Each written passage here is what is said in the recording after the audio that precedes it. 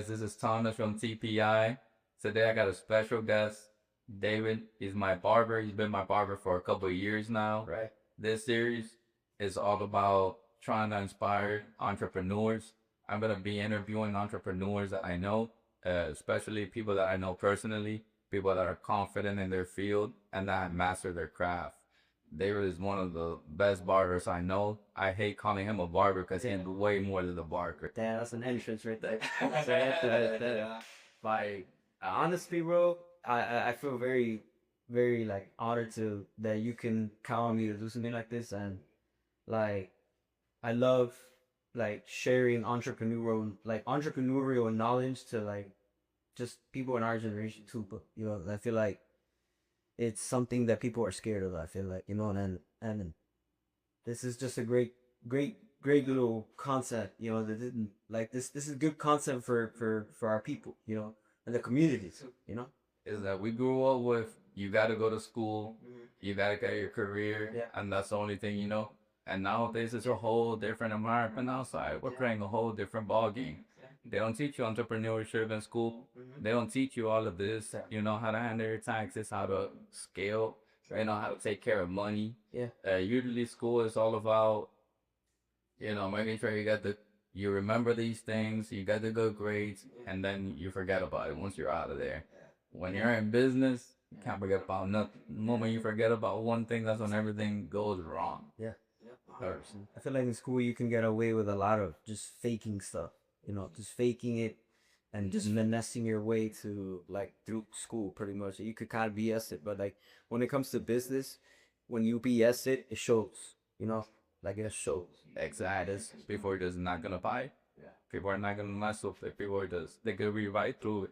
Yeah, you might have the best appearance, the best perception. Yeah. But once they step into that chair, you know, and they start seeing that all of those videos were edited, you know, the the face tune was kicking in, all of that. You know, people they're gonna know. And once they know that it is up, you know, can't fake. Right. The first question I want to ask you is, so what got you into barbering and how did the journey begin? Man, that's a deep question, bro. Cause for me, dog, like barbering started. Man, I feel like I was a barber before I was a barber. You know what I mean? Like, yeah, I would go to the barber shop and I would feel like it would calm me. You know what I mean? Like I would pay attention to how my barber would cut my hair, and I grew up kind of getting haircuts in just kind of like random barber shops and just watching how they would work, and I would always be curious, but like I will always see everybody had like a different style, a different technique, and different like approach to my haircuts. Yet nobody could give me a good haircut. You know what I mean? Like I tried out a bunch of barbers, and then nobody could really give me a haircut that I was happy with. And I realized that, bro, like, man, there's not a lot of good barbers out here, bro. There really isn't, you know.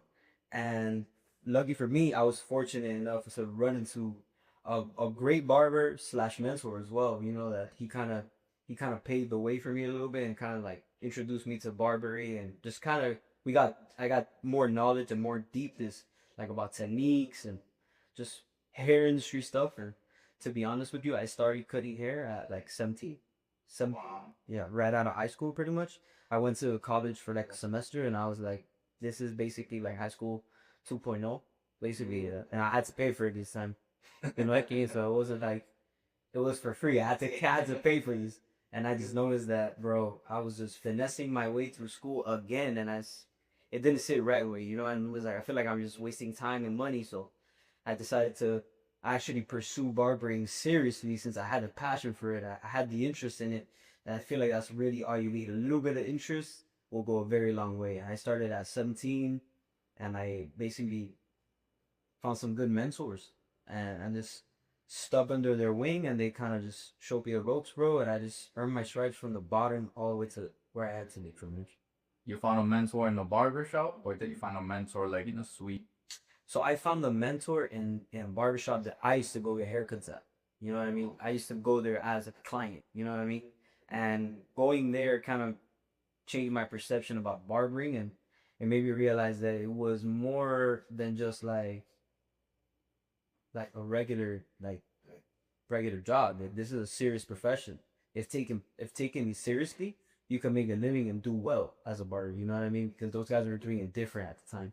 They were like running the shop a little bit more organized, appointments, and like they were more like it was a hybrid of stylists and barbers. So it was a different vibe. You know, they were changing up the game. Can you explain to people the difference between a hairstylist and a barber? Yeah. Because I feel like I call you a barber just as that's like what just sort of a little norm, I guess, of what they call people. Yeah, you know that.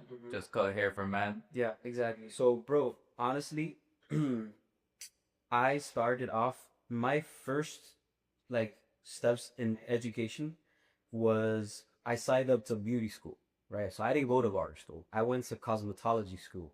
So that gave me a different perception about hair cutting in general. Because in hairstyling and in cosmetology, it's big on shapes, you know what I mean?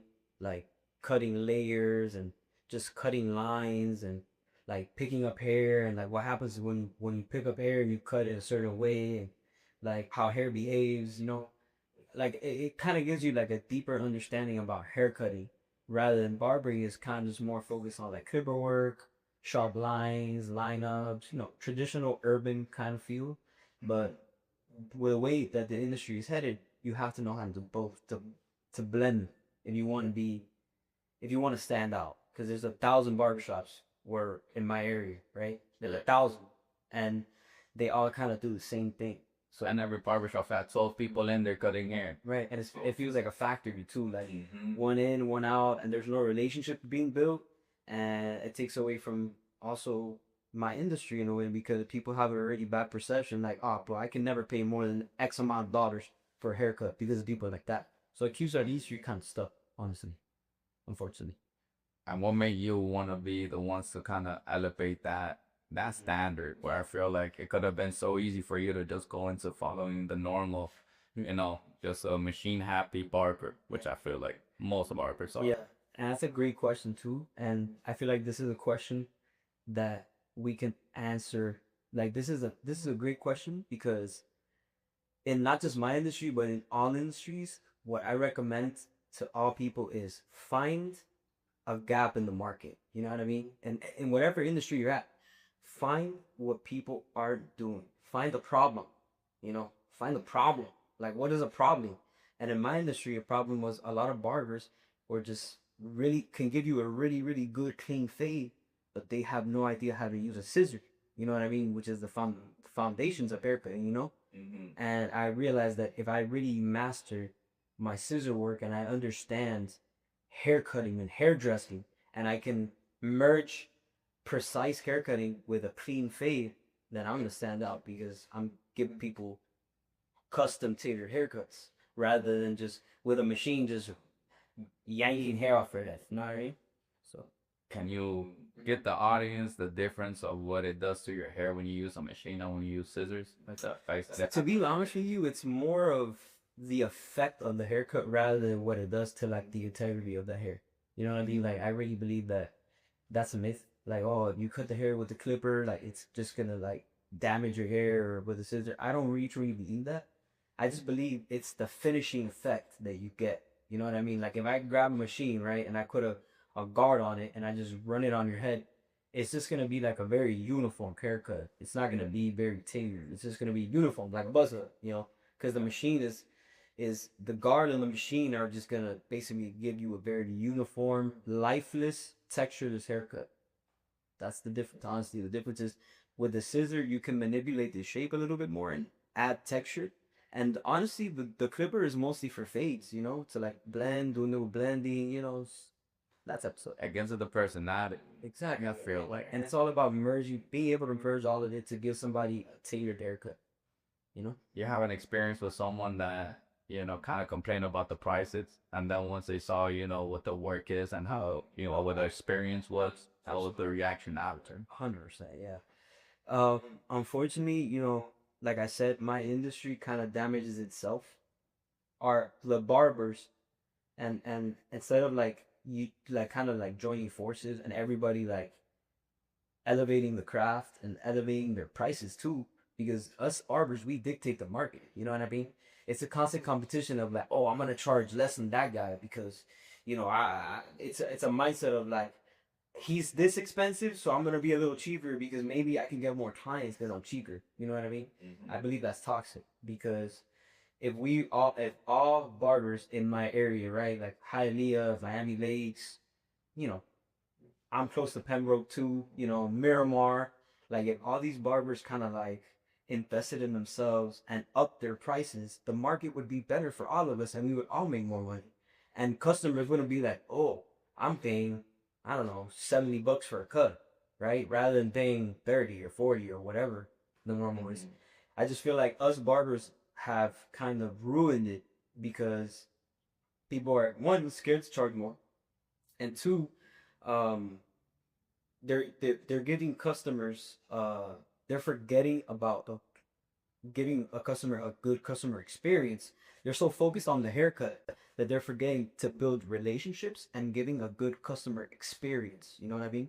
It's not just about sit in my chair and you know it's deeper than that. You have to love what you do, and you have to have passion for it too. You know what I mean? And passion for people because you gotta love people as well. In my line of work, you gotta genuinely care for people and be a people person. You know what I mean? Not just look at it like a price tag. All right. I kind of probably went off the rails a little bit there, but That's all good. it doesn't matter. That's the whole point. We're having fun. We're having fun. You know what I mean? Let me go back to our script, I guess. So one of my questions that I wanted to really ask you too was, what were some of the biggest challenges you faced in your first year, and how did you overcome them? Man, I had to really block out the noise. You'd be What surprised. noise? You'd be surprised how many people want to see you lose, bro. Honestly, like you'd be surprised how many people. Yeah, you'd be surprised. In fact, like there's probably more people that want to see you lose than those that want to actually genuinely see you win. You know, so I had to really like just focus on what I wanted, and I wanted to be the best barber possible, bro. And I went into it not knowing how to pick up a comb, not knowing how to pick up a scissor, a clipper, nothing. Just went into it hungry and ready to learn, and I just had to really tune out the noise. And you had a lot of people talking about, oh, like damn, you're really gonna drop out of college to be a barber? Wow, that's crazy. They're like, oh wow, you're gonna cut hair for it, and you're like, wow, man, like that's wow. Just kind of like in a tone of like that's all you're gonna do.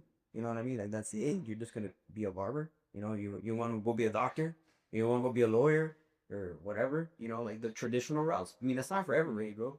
But for me, it was just I always also wanted to be independent too. You know what I mean? And kind of like be free. I feel like, What did you tell those people when they will come to you and tell you, like, why do you want to be a barber? Why are you dropping out of school? bro, to be honest with you, it was just more like I kind of grew up wanting to be an entrepreneur as well. Kind of like you feel me? Like I knew what I knew I wanted to be my own boss. I knew I wanted to kind of work on my own time and not really depend on people, you know, and like report to a boss, you know what I mean? So I feel like barbering was a great route to take because once you learn the skill, you can be, you know, you can venture out on your own and eventually open up your own place and run your own show. You know what I mean? But my first year, I just had to really block the noise. That's the answer to that question. Block the noise, focus on the craft, and just become obsessed with barber. That's what I had to do. At what point did you switch from David the barber to the male image? When did that happen? Yeah, so I used to be in a barbershop. I was in a barbershop from 2017 all the way to 2020. And I did my time there and I learned a lot. I grew a lot, but I felt like I was kind of stuck. I felt like I was at a place where it's like, okay, like I feel like I have more to give. You know what I mean? I have more to give to my people, my community, and my clients. You know, and I felt like there I couldn't give my clients the most out of me because in a way I wasn't I was kind of I was under another person's wing. You know what I mean? I wasn't free until a certain extent. You were little, bro. I was little, bro. I was little, bro, and that's okay, bro, because you kind of gotta go through the little bro phase. But eventually, like when you're just so hungry and so focused, like it gets to the point, bro, that like your idols and people that you admire, you know, they kind of start to like hate the, you know what I mean? And it's okay. Like I'm saying it publicly. Unfortunately, like my industry is kind of toxic, and when you start taking off, those who you thought were your mentors and those people that you thought were your boys, they want you to be good, but not better than them. You know, unfortunately, I don't compete with nobody. I don't even compete with myself. I don't really care what my competition is doing. I don't care what this guy's doing or that guy's doing. I really don't care. I just want to be the best. So I work harder than everybody else. I outwork people. I just put in the work, you know. So that's one thing that I do that separates me from the rest of people in my industry. Yeah. Do you still have a relationship with any of your mentors? To be honest with you, I do. With some, I do 100%. It's not like we're closer and it's like small talk here and there, but in reality, bro, I have love for people and I have respect for people. You know, but that was a thing of the past. See, Yeah, they have their time and place in your life, and exactly. They served their purpose in my life, and I'm grateful for the people that I've met and everybody that's kind of stirred me in the right direction, or pushed me in the right direction. how do you stay motivated during the slow seasons? Because I know in the hair industry there is slow season. Yeah. So you have to change your perception. You know what I mean? You got to really change your perception and look at the slow season like a blessing and an opportunity to grow outside of the chip. You know what I mean?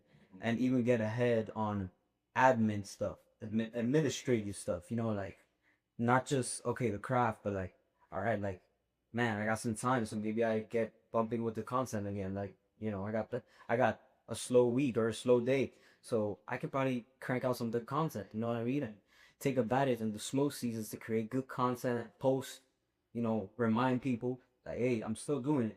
You need a cut, I'm your guy, and you need a good experience, and you need a good experience and a good haircut, I'm your guy. I'm still doing it. You know what I mean? Like it's also you got to use your slow season to the best of your abilities. You know what I mean? And for me, what I like to do is I like to create content.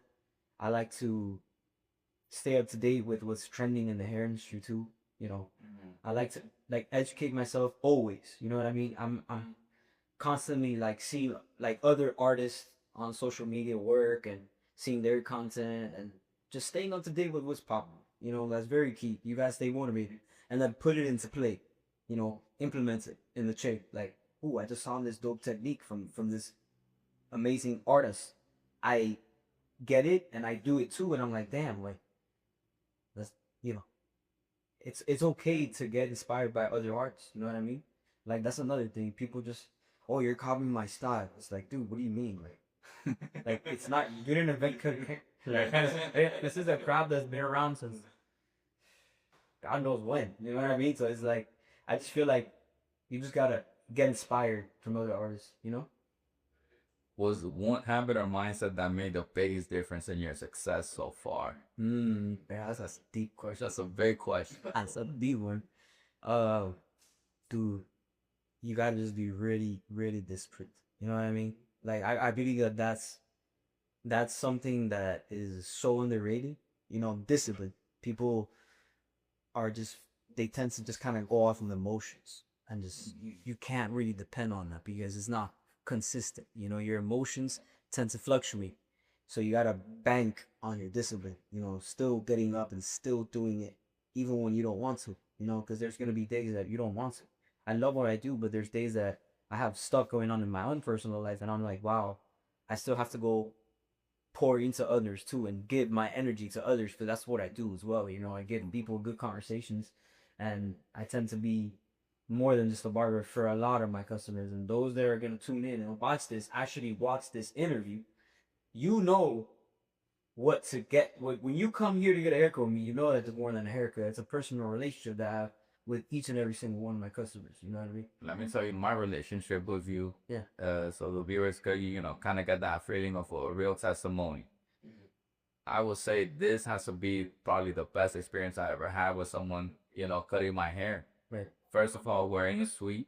So it's a one-on-one conversation, completely free. I know I'm not coming here to be judged. I know it's not going to be any argumentative conversation. Everything is about feeling comfortable, about leaving confident. The haircuts are top tier, literally.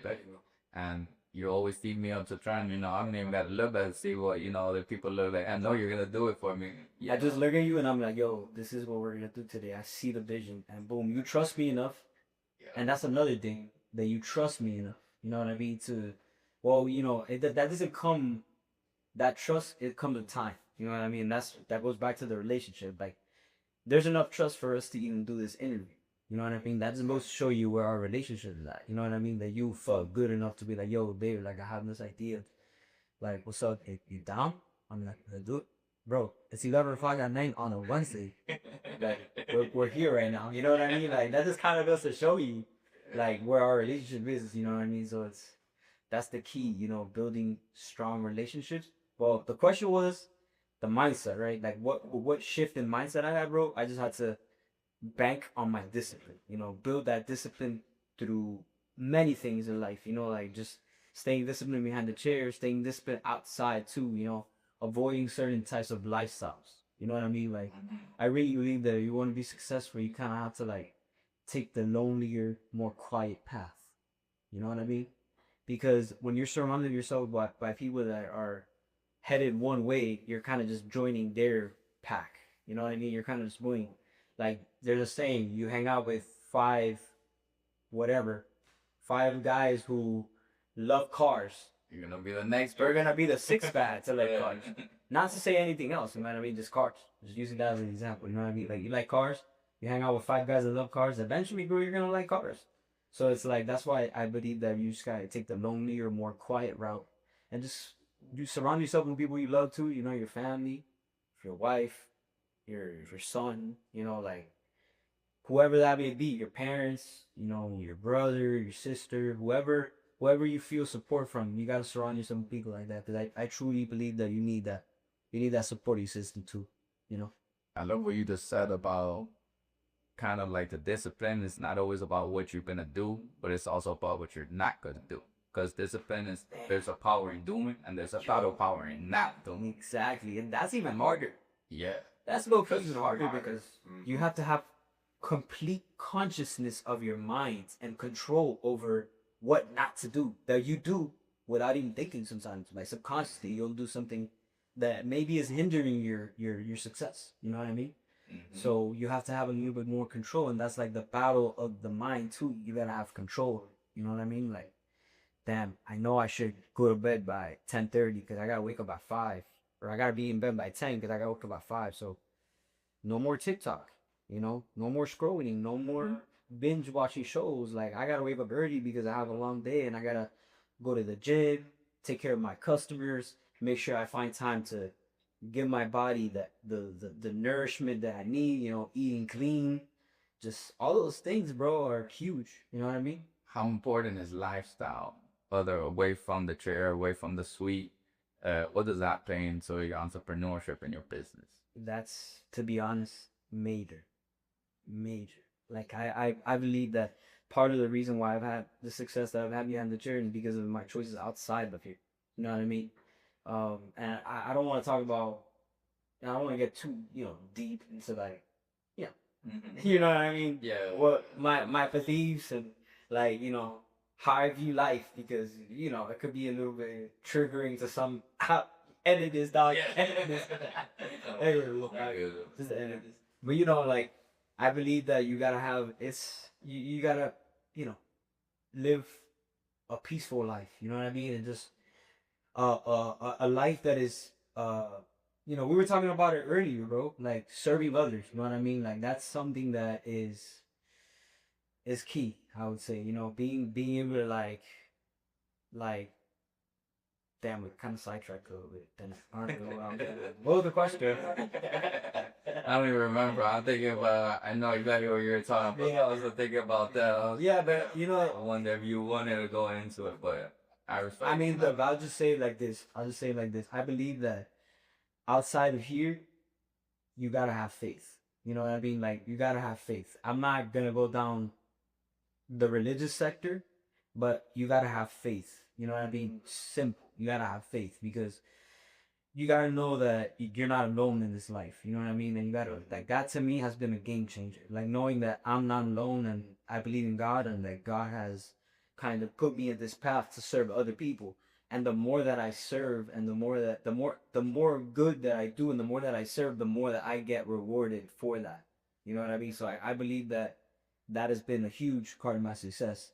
And just living a peaceful life, healthy lifestyle, staying away from certain things like, clubbing, partying, that type of lifestyle is not that there's anything wrong with it. If that's what you like and that's where you feel good, by all means, you have the freedom to party and to live like that. But I know that the route that I want is it's the road that is less walked. You know what I mean? Like it's the road that you gotta wake up early. You gotta grind hard. You gotta just stay locked in. And It's not sex. it's not It's sex. not sex. It's not what social media is showing us. It's not popping bottles or the big old chain. Bro, I mean, honestly, there's a lot of people out there like that, and I've met a lot of people like that, and those people are low key just trying to fill a hole in their life. You know what I mean? By popping bottles and doing that. I guess that. Camera died, sorry. Now going back to the interview. What is your vision in the next 5 years, personally and for the business? See, I'm gonna be completely real with you, brother. That's another thing that I could probably get better at, and it's kind of like planning out where I want to be in the next 5 years. You know what I mean? Like sitting down and actually creating a plan of where I want to be in the next 5 years. Because I'm not that type of person.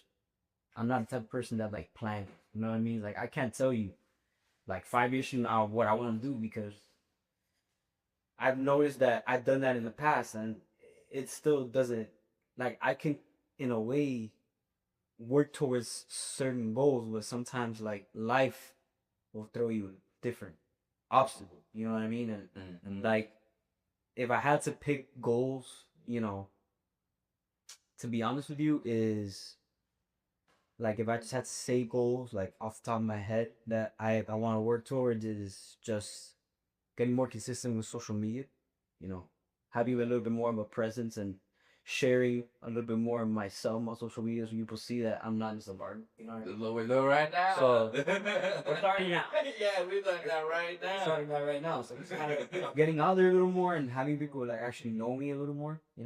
That's one thing I definitely do want to get more consistent on, and just continue to improve behind the chair and continue to just serve my people, bro. And that's, outside here, bro, just continue to get in good shape, not only physically, but mentally and emotionally, spiritually too. Just continue to get in good shape. Not just physically, like I said, but in every area of my life. Just so I can continue to serve my people, bro. And for the next 5 years with health. You know what I mean? It's pretty much it.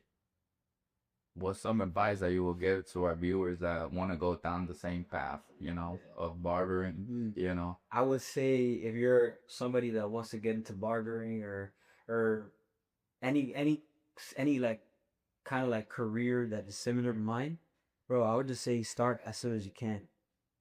Because bro, I wish I would have started before 17 years old, bro. I wish I would have started, and I wish I would have been cutting you in the high school bathroom, bro. Really, I do. There's a good bro on their building 7 in the second floor. I got you. I wish I would have been in high school getting my reps in, bro. Because when I would have came out of high school, I would have been miles ahead. But I would just say start ASAP and don't be scared to mess up, bro. Don't be like, messing up is beautiful. Tell them where your biggest mess up is. Like, let's get vulnerable with them. They don't know how you fucked it up. Cause here it looks so nice. You got the big logo. We're in your own spot. You got an apprentice. Like, I would say, bro, honestly, like behind the chair, as far as like haircut wise, my mistakes weren't super crazy. Like it wasn't like, oh my god, I ruined this. Like, again, like, luckily I had a lot of good like mentorship in the beginning too. So like I had some supervision to a certain extent. So I wasn't totally banging people up. Like my haircuts are probably better than a lot of barbers from the jump because I had that support. You know what I mean? Like I had kind of like these guys watching me and like, yo, like kind of like give me feedback as I would do my work. I wasn't really banging people up, like haircut behind the chair like that. Like, yeah, I made my mistakes, but it's not like I completely like, you know, obliterated somebody. You know, I would say where I made my biggest mistakes is bending over backwards for clients. You know what I mean? That's probably the biggest mistake that I ever made doing in my craft, in my job, in my line of work. Cause like sometimes people bend over backwards for clients, but they don't even still appreciate it. You know, they don't see you either coming in a little earlier for them or staying a little late, getting them like, you know, like squeezing people in and stuff like that. Like I used to do that a lot. But now, bro, like I have a lot more boundaries with my life and my schedule, bro. Because as a freelancer, as a barber, or as a freelancer, you know, customers can try to push you outside of your comfort zone, and they kind of want to like, just because they give you money, they think that, damn, like I'm gonna bend over backwards to his customer. And this is like, sometimes it's not about the money, it's about the respect. I'm a human being, you know what I mean? Like I got things going on too. Like I'm not just like 24-hour haircut, like where you just like, yo, David, I need a haircut. I have people hit me up like, yo, literally like this, yo, haircut tomorrow, or like haircut tomorrow? Question mark. And I'm just like, hello, sir. How are you, doc? What's good? How's everything? Good morning. Like, what do you think I am, bro? Like a robot? Like, just waiting for you to hit me up, like for a haircut. Like, man, I can't wait for Thomas to hit me up for a haircut. But like, nah, dog. Like, I gotta, you know, I got my life outside of this. I got my family. I got my wife. You know what I mean? Like, that I got things that outside of it, dog. You know, it's not just cutting hair. You know, so I feel like my biggest mistake was like accommodating the wrong clients and bending over backwards for people and just kind of not having boundaries. You gotta have boundaries, bro. Make boundaries and like set a schedule and respect your schedule. Like don't be there's no need for that. And you know, I would like to say that I feel like in the beginning, you are so almost kind of like desperate for clients that you feed into that entitlement because you're like, man, you know what? Like, I just want to do hair. I just want to like get someone in here so I could give them the fresh cut. So, because it makes you feel good ultimately, you know, when you're passionate about something, you just want to go do it. For me, bro, honestly, where I feel like I feel like it's like I feel satisfaction when I can take care of my customers. Like when I could come through for a customer and they hit me up like, yo, David, bro, like, do you have any this week, dog? Like, I see you on your schedule, like, man, if you don't have anything, man, like, is there anything you got? Like, if any cancellation comes up or anything comes through, please let me know. Like, I genuinely want to come through for that person, you know, because again, like, I have that relationship with my customers where it's like I want to come through for you guys, but sometimes I physically can't. Only so many haircuts I can do in the day, and still maintain the quality. You know what I mean? So like, I don't want to burn myself out. I don't want to gas out. So sometimes you just gotta say, no, man, I don't have anything. What you got want to come through next week?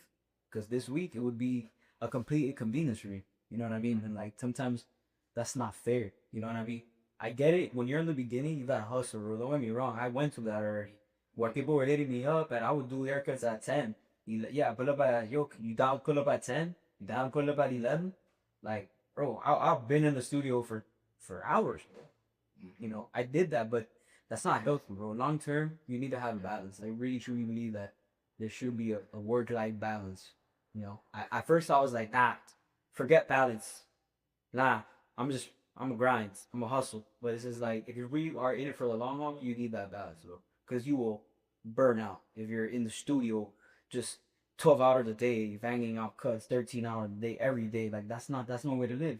Because you're not spending time with your loved ones. You're not living up. You're just working. And that's not it.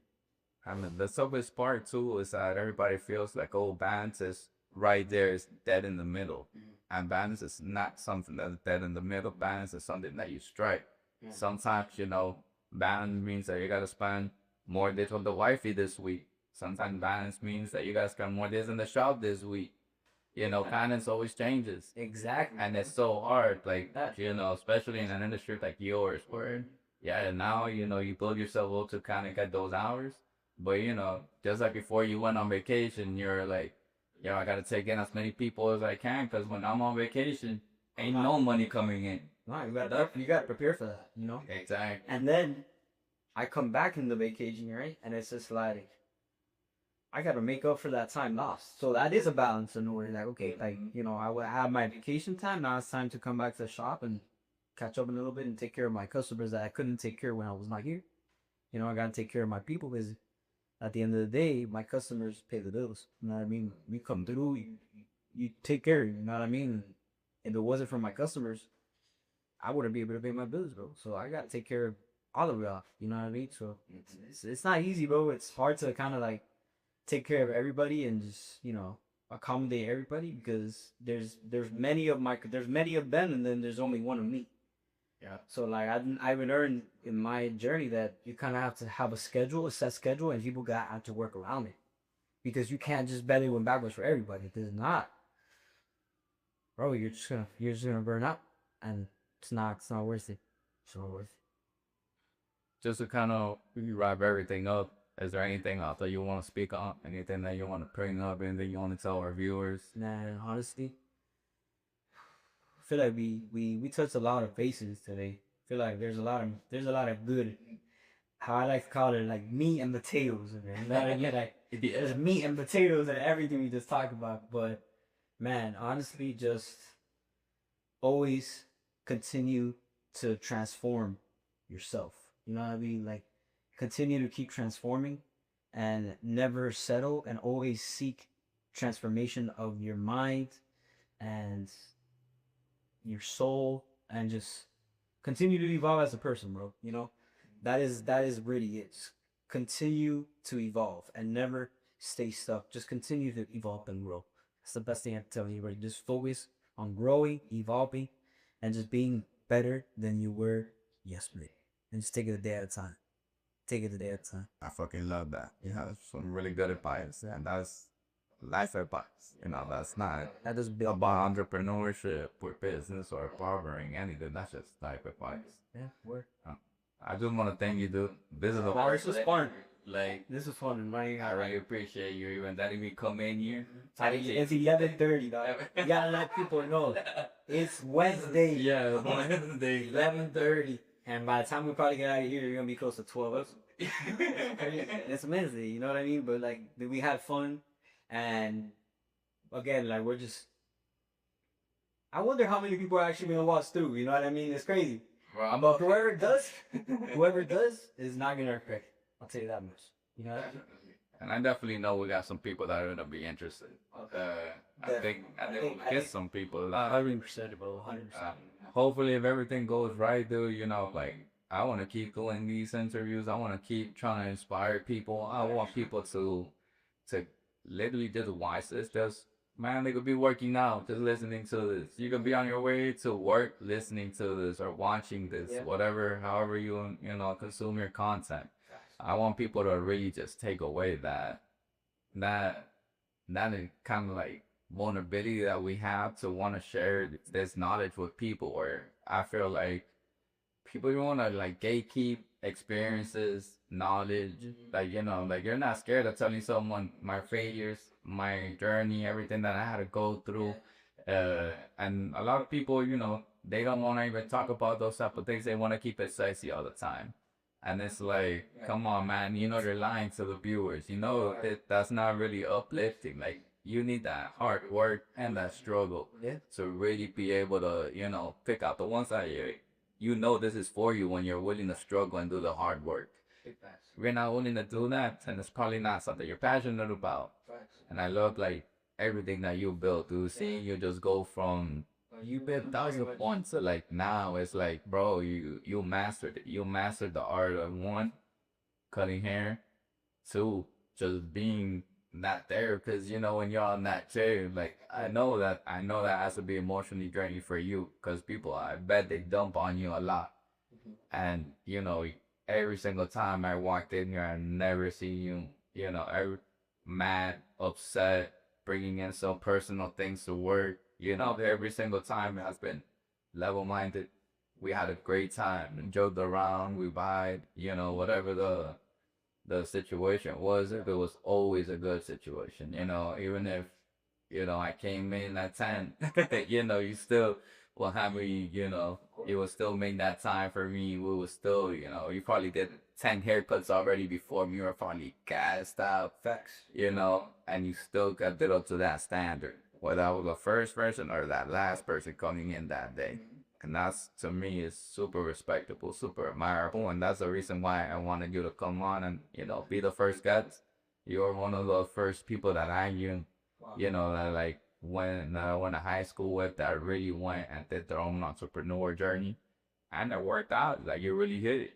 And, I just want to keep supporting you and fucking appreciate you just doing this, bro. I do, and I'm very grateful that you took, your time, your husband, your father, like you got to hold down the crib, like you got big fish to fry, you know what I mean? And the fact that you came over here and took your time to like, ask me these amazing questions, you know what I mean? Like those questions were like they made me think, you know what I mean? Like for real. And those questions that we're gonna share with like our audience that hopefully make them think too. You know what I mean? That's what we were talking about earlier. It's kind of like not telling people how to think, but making them just think. You know what I mean? Like just think. Yeah, all the answers are within you. That's really you can't tell people that. All you gotta do is think. You don't gotta overthink. You just think, and if you can't think it at that moment, let it go. I promise you, it's gonna come back 2 weeks, a year, or a month. But it's in you. Whenever it needs to bezel out, it'll do the bezel out. But there you guys have it. Next week we got another interview coming. So keep tuning in. Yes, sir. And book your appointments at the Male Image. Yeah, book with time. I know you're getting busy. You do be getting busy. Don't be sleeping. Yeah, make sure you're at least a month ahead, because the books, they're filling up. Yes, sir. My dog.